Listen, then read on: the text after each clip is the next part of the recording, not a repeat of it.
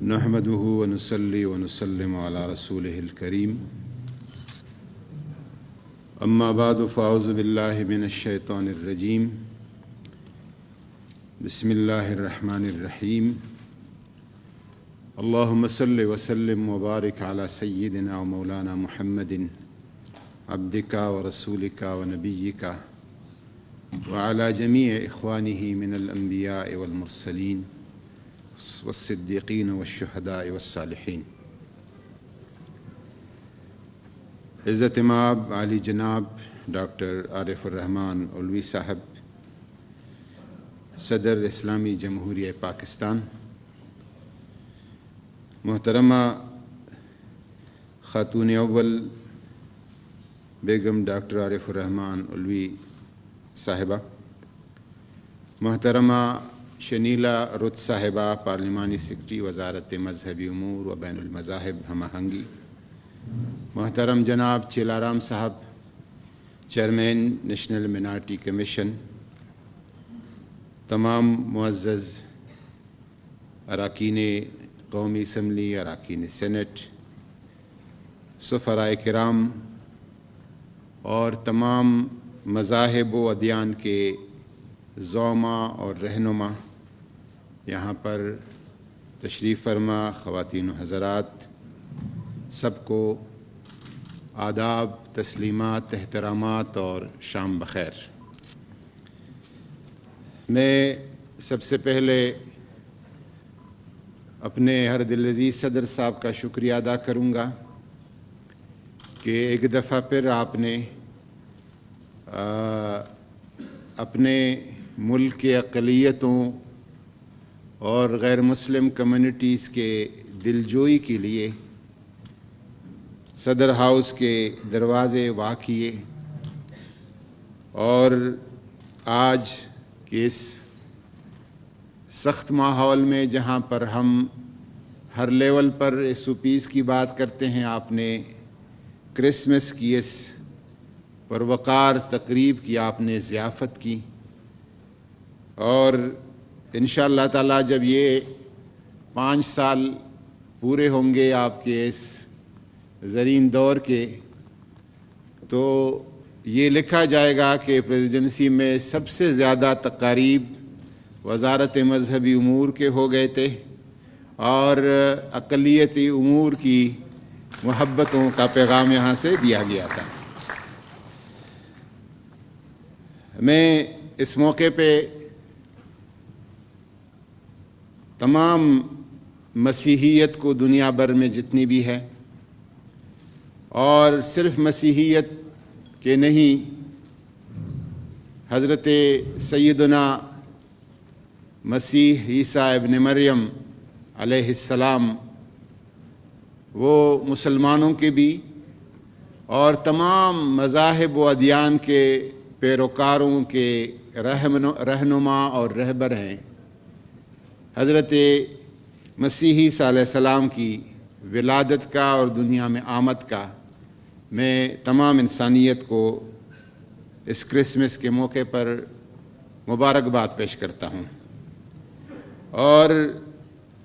اس خواہش کے ساتھ کہ اس سال کا یہ کرسمس پوری دنیا اور انسانیت کے لیے خوشیاں، امن، صحت، عافیت اور سلامتی ساتھ لائے۔ حضرت سیدنا عیسیٰ ابن مریم کا پیغام محبت کا ہے، آپ کا پیغام امن کا ہے، رواداری کا ہے، تحمل اور برداشت کا ہے، عجز اور انکساری کا ہے، اور دنیا کی آلائشوں سے تجرد کا ہے۔ میں صرف جو اسلام کا مطالعہ ہے اس حساب سے 1-2 باتیں آپ کی، چونکہ آپ کا حیات اور آپ کی زندگی اور آپ کا سیرت ہمارے لیے مشعل راہ ہے، جو اسلام نے ہمیں بتایا ہے کہ حضرت عیسیٰ علیہ السلام کے تجرد کا، دنیا سے تجرد کا یہ حال تھا کہ پوری زندگی آپ کے ساتھ ایک پیالہ رہا اور ایک لکڑی کی کنگھی رہی۔ اپنے سیاحت اور سفر کے دوران ایک شخص کو دیکھا جو کہ اپنے ہاتھ سے چشمے سے پانی پی رہا تھا، پیالے اور جام اور گلاس کے بغیر۔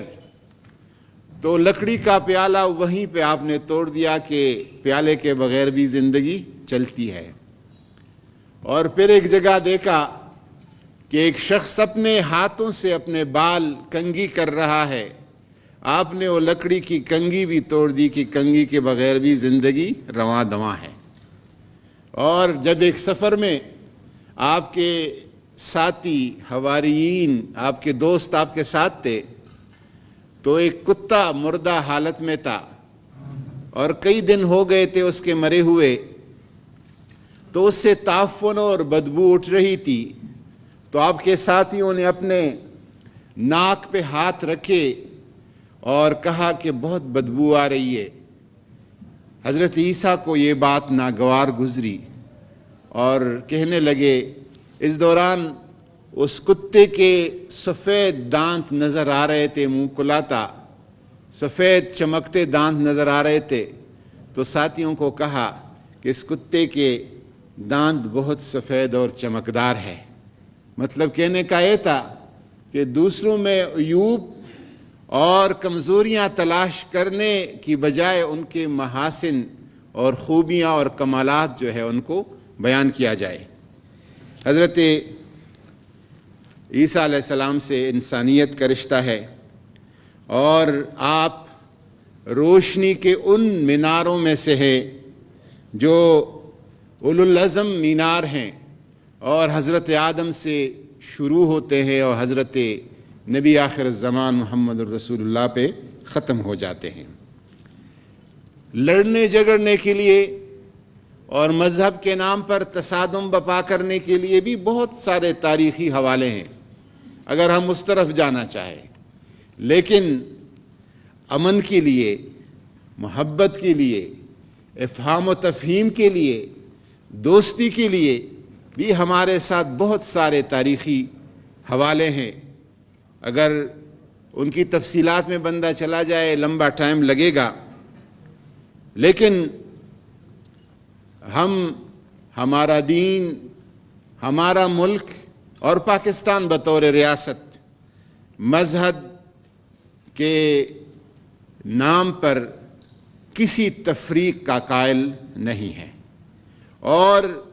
ایک مکمل مساوات کی ہمارا آئین، ہمارا نظام اور ہمارا ریاست ایک مکمل مساوات کی بات کر رہا ہے۔ بطور خاص جب ہم اپنے عمران خان ریاست مدینہ کی بات کرتے ہیں تو ریاست مدینہ کا پیغام کیا ہے؟ ریاست مدینہ کا پیغام وہ ہے جو حضور نے مسجد نبوی کے اندر عیسائی نجران کی مسیحی وفد کے لیے خیمے گاڑ لیے اور فرمایا کہ یہ مہمان میرے مہمان ہیں اور مسجد نبوی کے اندر رہیں گے۔ جب ہماری حکومت بات کرتی ہے قائد اعظم کی فرامین کا، اور اسی طرح خلفائے راشدین کے زمانے کو دیکھے، حضرت عمر فاروق رضی اللہ تعالیٰ عنہ نے جب یروشلم فتح ہوا، کسی نے پوچھا یہاں کے یہودیوں مسیحیوں کی کیا ذمہ داری ہے اور کیا حقوق ہے؟ فرمایا لہم ما لنا وعلینا ما علیہم، ان کی وہی حقوق ہے جو ہمارے ہیں اور ان پہ وہی ذمہ داریاں ہیں جو ہم پر ہیں۔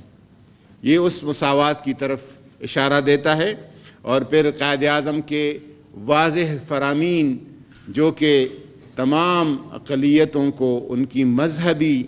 آزادیوں کو تسلی کراتا ہے اور اطمینان دلاتا ہے اور ضمانت دلاتا ہے۔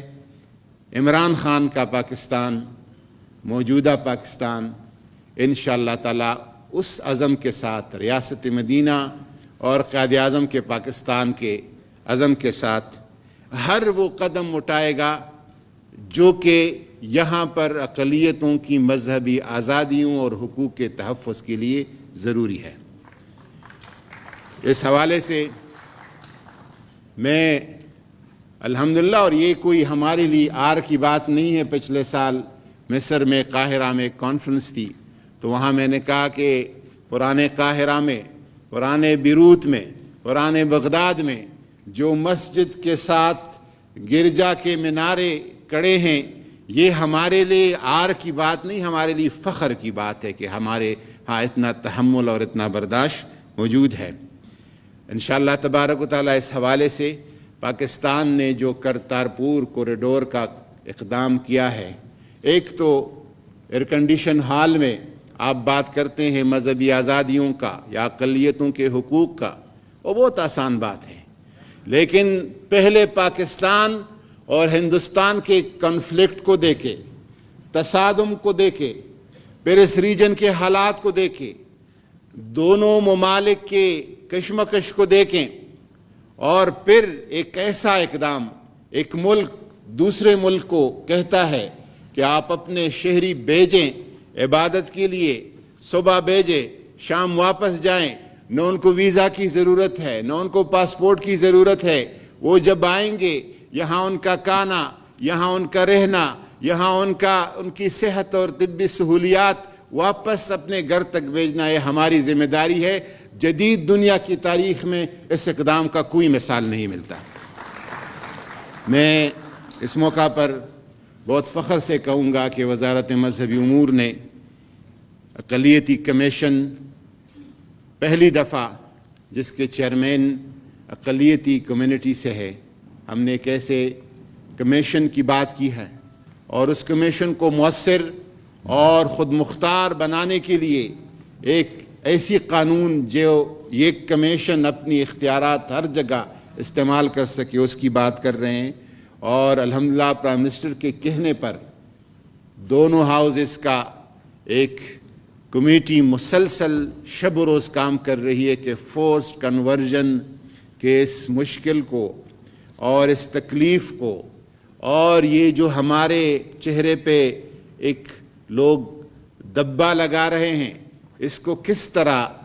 ختم کیا جائے اور اس کا کس طرح سدباب کیا جائے، اس پہ بھی انشاءاللہ تبارک و تعالیٰ جلد از جلد اس کا بھی قانونی اور انتظامی طریقہ کار انشاءاللہ طے کیا جائے گا۔ میں ایک دفعہ پھر تمام آنے والے مہمانوں کا شکریہ ادا کروں گا، اور صدر مملکت کا کہ آپ نے ہمیں ایک دفعہ پھر اپنے ساتھ کرسمس منانے کا موقع دیا۔ شکریہ جناب۔